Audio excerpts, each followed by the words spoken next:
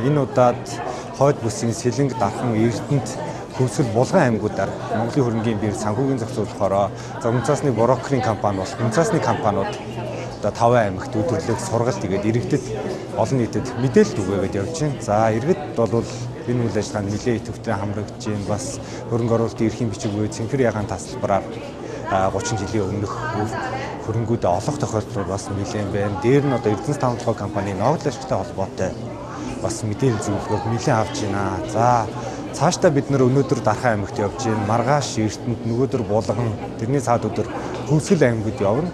За Дархан аймгийн хувьд бол нэг онцлогтой 3 Үнцаасны компани буюу Дархан брокерийн компани, BDSEC, дээр нь манай Гүйцэк Үнцаасны компани үйл ажиллагаа явуулж байгаа.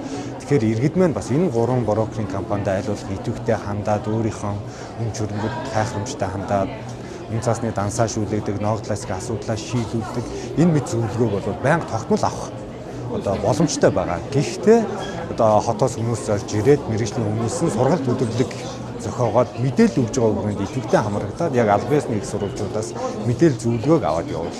Одоо та бүгдэд бас хэрэгтэй болов уу гэж бодож байна.